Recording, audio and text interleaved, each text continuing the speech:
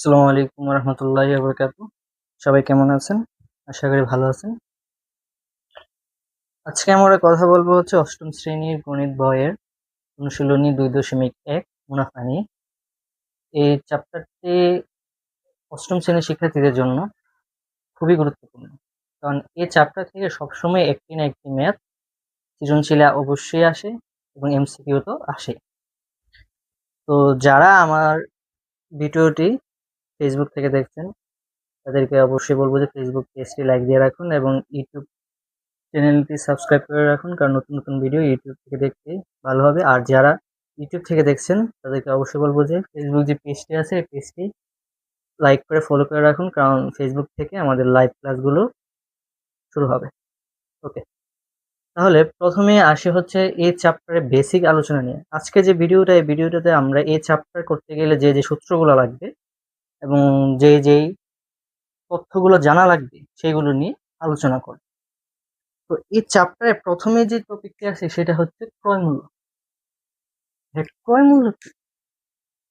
কোনো একটা পণ্য বিক্রয়ের উদ্দেশ্যে যখন কেনা হয়, বিক্রয় করার উদ্দেশ্যে যখন কেনা হয় তখন সেটাকে বলা হয় ক্রয় মূল্য।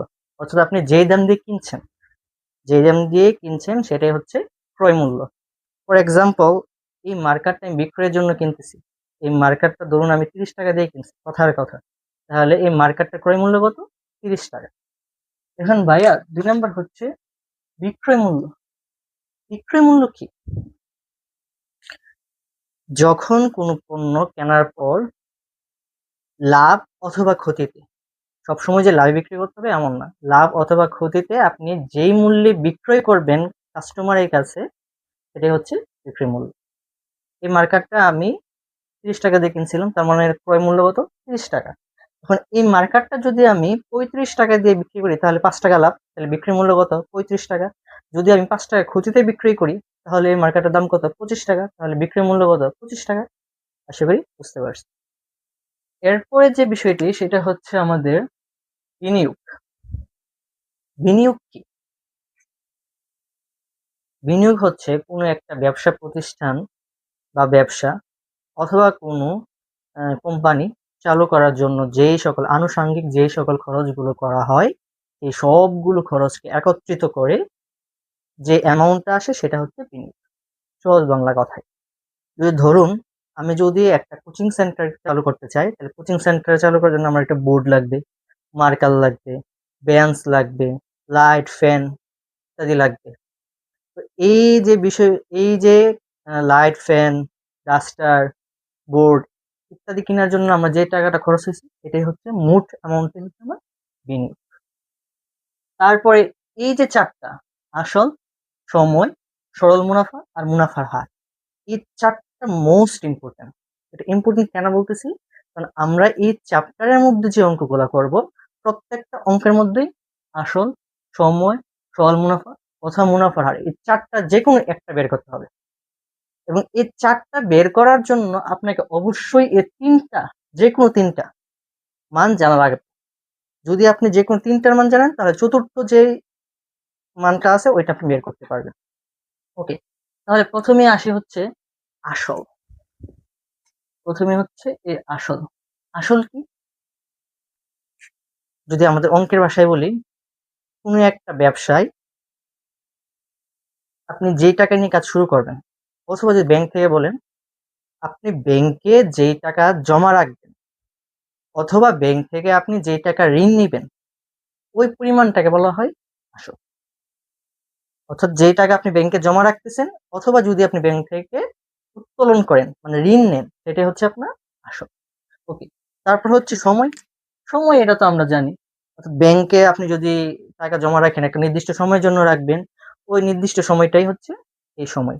নির্দিষ্ট সময় বলতে আপনি 3 মাসের জন্য রাখতে পারেন ব্যাংকে টাকা জমা, 1 বছরের জন্য রাখতে পারেন, 2 বছরের জন্য রাখতে পারেন, 3 বছরের জন্য রাখতে পারেন।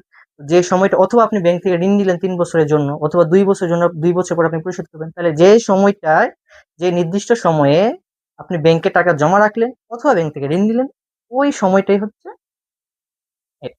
ওকে, তারপর হচ্ছে সরল মুনাফা। ভাই সরল মুনাফা আর মুনাফা একই কথা। অনেক জায়গায় লেখা থাকবে সরল মুনাফা বের করো, অনেক জায়গায় লেখা থাকবে মুনাফা বের করো, একই কথা।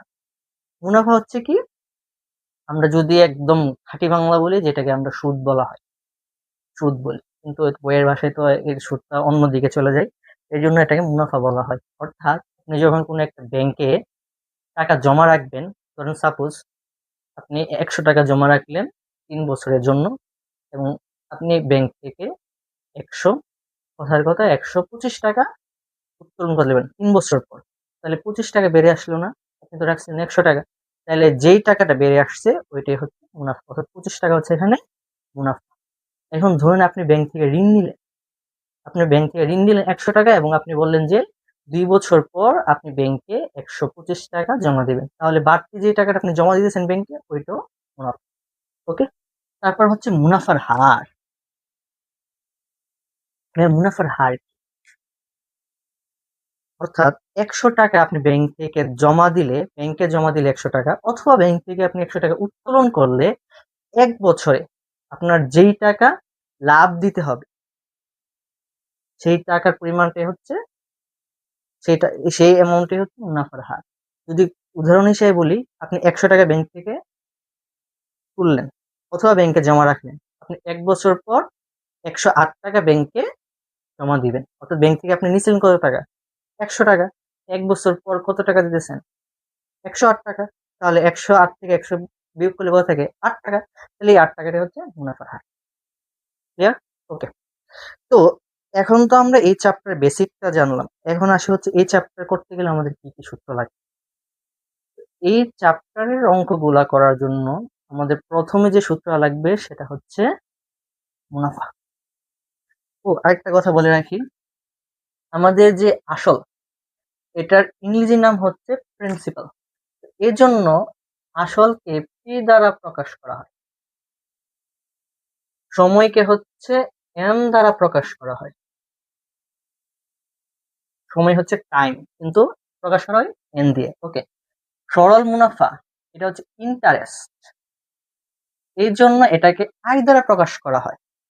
আর মুনাফার হার রেট অফ ইন্টারেস্ট, এই জন্য এটাকে আর দ্বারা প্রকাশ করা হয়। ওকে, এবার আসি মুনাফা। মুনাফাকে প্রকাশ করে কি দ্বারা? আয় দ্বারা।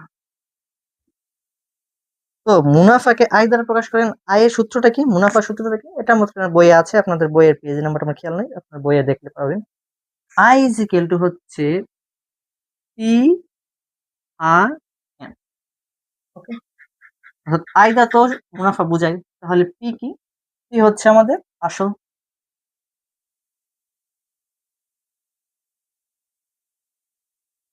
গুণ আর কি?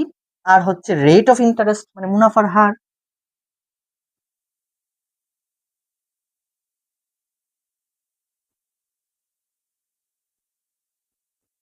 ওকে, আর এন কি? এন হচ্ছে সময়। তাহলে যদি আপনাকে বলে যে মুনাফা বের করো, কত টাকা মুনাফা, মুনাফা বের করো, তাহলে আপনার সূত্র লিখতে হবে কি? মুনাফার ইজ ইকুয়াল টু আসল গুণ মুনাফার হার গুণ সময়।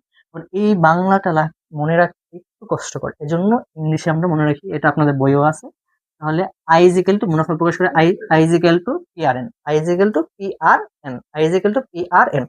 এই একটা সূত্র মনে রাখতে পারলে আপনি 2.1 কমপ্লিট করতে পারেন ভাজা ভাজা।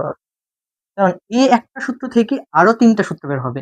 এই সূত্র থেকে, অর্থাৎ মুনাফার সূত্র থেকে আসল বের হবে, মুনাফার সূত্র থেকে মুনাফার হার বের হবে, এবং মুনাফার সূত্র থেকে সময় বের হবে। কি হবে? চলুন, যদি আমরা এই মুনাফা যেটা আছে এটাকে যদি আমরা কি করি, পক্ষান্তর করি, কিরকম? For example, I is equal to P R N. Okay, আমরা পক্ষান্তরে এটা ক্লাস 5 থেকে আমরা পারি।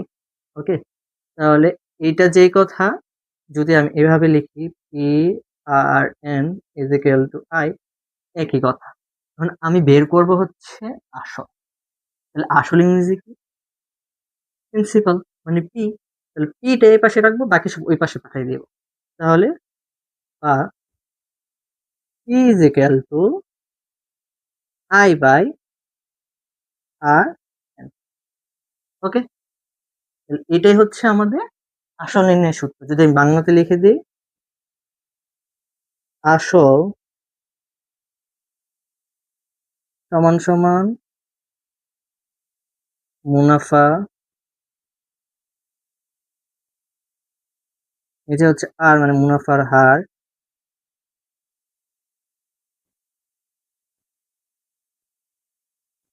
গুণ সময়।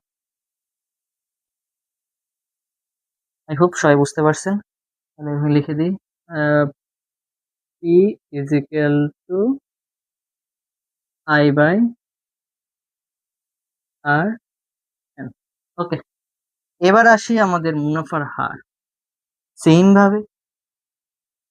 ভাবে পক্ষান্তর করলে আপনি মুনাফার হারটাও পেয়ে যাবেন। এরকম, এই যে ধরেন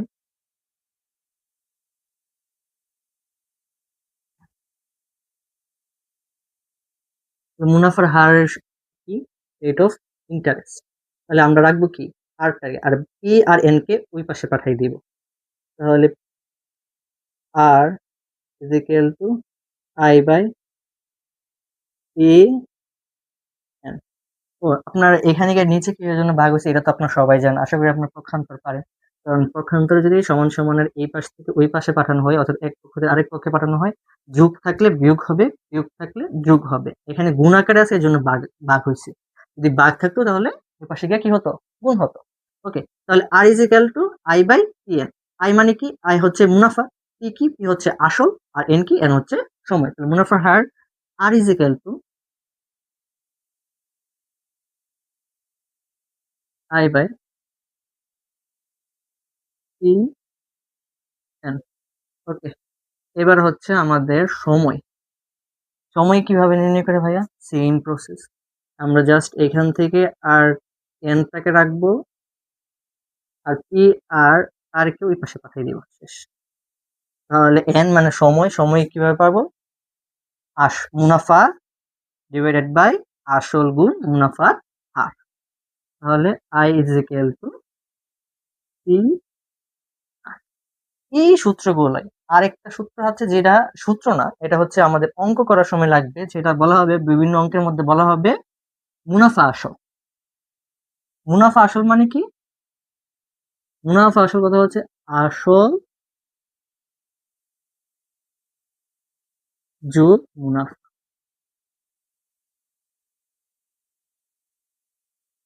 ওকে, মুনাফা আসল মানে হচ্ছে আসল যোগ মুনাফা, অর্থাৎ আসল আর হচ্ছে এই মুনাফা, এই দুইটাকে যখন আপনি যোগ করবেন, উদাহরণ হিসেবে যদি বলি, আসল যদি হয় আপনার 100 টাকা আর মুনাফা যদি হয় 25 টাকা, তাহলে মুনাফা আসল হচ্ছে আসল যোগ মুনাফা, আসল হচ্ছে 100, মুনাফা হচ্ছে 25, তাহলে 125।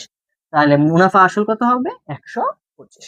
বিভিন্ন অঙ্কের মধ্যে বলা থাকবে মুনাফা আসল এত টাকা, তখন আমরা কি করতে হবে, আসলটা বের করার জন্য ওই তখন আপনার মুনাফা দেওয়া থাকবে অথবা আসল দেওয়া থাকবে, তো যেটা দেওয়া থাকবে ওইটা আপনি বিয়োগ করে মুনাফা আসল থেকে আসল অথবা মুনাফা আপনি বের করে নেবেন। ঠিক আছে, ওভারঅল এই সূত্রগুলা দিয়ে আমাদের 2.1-এর অঙ্কগুলা সম্পন্ন করা হবে।